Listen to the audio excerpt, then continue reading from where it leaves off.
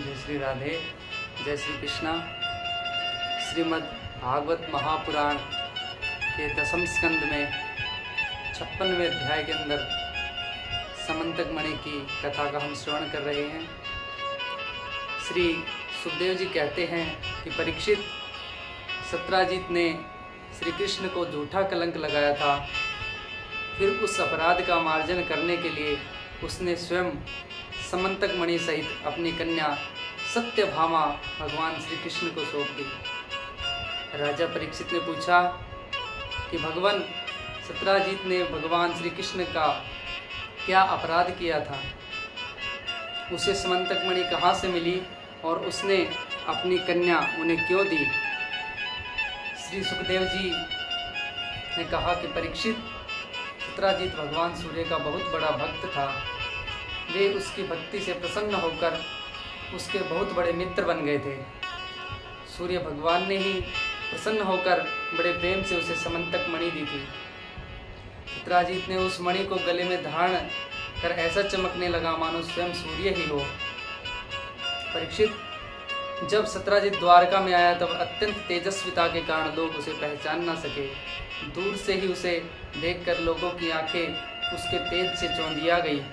लोगों ने समझा कि कदाचित स्वयं भगवान सूर्य आ रहे हैं। उन लोगों ने भगवान के पास आकर उन्हें इस बात की सूचना दी। उस समय भगवान श्री कृष्ण चौसर खेल रहे थे। लोगों ने कहा, शंख चक्र गदाधारी नारायण कमल नयनो दामोदर यदुवंश शिरोमणि गोविंद, आपको नमस्कार है। जगदीश्वर, देखिए, अपनी चमकीली किरणों से लोगों के नेत्रों को चौंधियाते हुए प्रचंड रश्मि भगवान सूर्य आपका दर्शन करने आ रहे हैं। प्रभो, सभी श्रेष्ठ देवता त्रिलोकी में आपकी प्राप्ति का मार्ग ढूंढते रहते हैं, किंतु उसे पाते नहीं। आज आपको यदुवंश में छिपा हुआ मानकर स्वयं सूर्य नारायण आपका दर्शन करने आ रहे हैं। श्री सुखदेव जी कहते हैं कि परीक्षित, अनजान पुरुषों की यह बात सुनकर कमल नयन भगवान श्री कृष्ण हंसने लगे। उन्होंने कहा, अरे ये सूर्य देव नहीं है, यह तो सत्राजित है जो मणि के कारण इतना चमक रहा है। इसके बाद सत्राजित अपने समृद्ध घर में चला आया। घर पर उसके शुभागमन के उपलक्ष्य में मंगल उत्सव मनाया जा रहा था। उसने ब्राह्मणों के द्वारा समंतक मणि को एक देव मंदिर में स्थापित करा दिया। परीक्षित, वह मणि प्रतिदिन 8 भार सोना दिया करती थी और जहाँ वह पूजित होकर रहती थी वहाँ दुर्भिक्ष, महामारी, ग्रह पीड़ा, सर्प भय, मानसिक और शारीरिक व्यथा तथा माया वियों का उपद्रव आदि कोई भी अशुभ नहीं होता था। एक बार भगवान श्री कृष्ण ने प्रसंगवश कहा कि सत्राजित, तुम अपनी मणि राजा उग्रसेन को दे दो, परंतु वह इतना लोभी था कि भगवान की आज्ञा का उल्लंघन होगा इसका कुछ विचार न करके उसे अस्वीकार कर दिया। एक दिन सत्राजित के भाई प्रसेन ने उस परम प्रकाशमयी मणि को अपने गले में धारण कर लिया और फिर वह घोड़े पर सवार होकर शिकार खेलने वन में चला गया। वहाँ एक सिंह ने घोड़े सहित प्रसेन को मार डाला और उस मणि को छीन लिया। वह अभी पर्वत की गुफा में प्रवेश कर ही रहा था कि मणि के लिए जमवान ने उसे मार डाला। उन्होंने वह मणि अपनी गुफा में ले जाकर बच्चे को खेलने के लिए दे दी। अपने भाई प्रसेन के न लौटने से उसके भाई सत्राजित बड़ा दुख हुआ। वह कहने लगा, बहुत संभव है श्री कृष्ण ही मेरे भाई को मार डाला हो, क्योंकि वह मणि गले में डालकर वन में गया था। सत्राजित की यह बात सुनकर लोग आपस में कानाफूसी करने लगे। जब भगवान श्री कृष्ण ने सुना कि यह कलंक का टीका मेरे ही सिर लगाया गया है, तब वे उसे होने के बहाने के उद्देश्य से नगर के कुछ सभ्य पुरुषों को साथ लेकर प्रसेन को ढूंढने के लिए वन में गए। वहाँ खोजते खोजते लोगों ने देखा कि घोर जंगल में सिंह ने प्रसेन और उसके घोड़े को मार डाला है। जब वे लोग सिंह के पैरों का चिन्ह देखते हुए आगे बढ़े, तब उन लोगों ने यह भी देखा कि पर्वत पर एक रीछ ने सिंह को भी मार डाला है।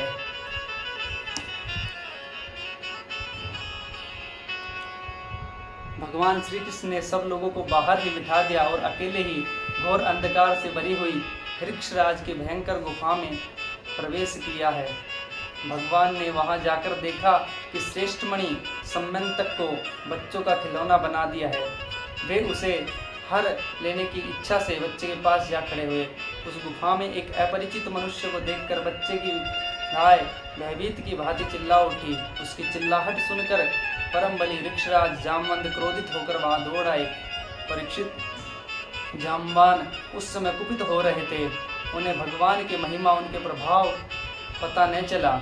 उन्होंने उन्हें एक साधारण मनुष्य समझ लिया और वे अपने स्वामी भगवान श्री कृष्ण से युद्ध करने लगे। जिस प्रकार मांस के लिए दो बाज आपस में लड़ते हैं, वैसे ही विजयाभिलाषी भगवान श्री कृष्ण और जामवान आपस में घमासान युद्ध करने लगे। पहले तो उन्होंने अस्त्र शस्त्रों का प्रहार किया, फिर शिलाओं का, तत्पश्चात वे वृक्ष उखाड़कर फेंकने लगे और अंत में उनमें बाहु युद्ध होने लगा। वज्र प्रहार के समान कठोर घूसों से आपस में वे 28 दिन तक बिना विश्राम के रात दिन लड़ते रहे। अंत में भगवान श्री कृष्ण के घूसों की चोट से जामवान के शरीर की एक गांठ टूट फूट गई थी। उत्साह जाता रहा, शरीर पसीने से लथपथ हो गया था। तब उन्होंने अत्यंत विस्मित, चकित होकर भगवान श्री कृष्ण से कहा कि प्रभु, मैं जान गया आप ही समस्त प्राणियों के स्वामी, रक्षक, पुराण पुरुष भगवान विष्णु है। आप ही सबके प्राण, इंद्रिय बल, मनोबल और शरीर बल हैं। आप विश्व के रचयिता, ब्रह्मा आदि को भी बनाने वाले हैं। बनाए हुए पदार्थों में भी सत्ता रूप से आप ही विराजमान हैं। काल के जितने भी अवयव हैं, उनके नियामक परम काल आप ही हैं और शरीर भेद से भिन्न भिन्न प्रतीयमान अंतरात्माओं के परम आत्मा भी आप ही हैं। प्रभो, मुझे स्मरण है आपने अपने नेत्रों में तनिक सा क्रोध का भाव लेकर तिरछी दृष्टि से समुद्र की ओर देखा था। उस समय समुद्र के अंदर रहने वाले बड़े बड़े नाग और मगरमच्छ क्षुब्ध हो गए थे और समुद्र ने आपको मार्ग दे दिया था। तब आपने उस पर सेतु बांधकर सुंदर यश की स्थापना की और लंका का विध्वंस किया। आपके बाणों से कट कट कर राक्षसों के सिर पृथ्वी पर लौट रहे थे।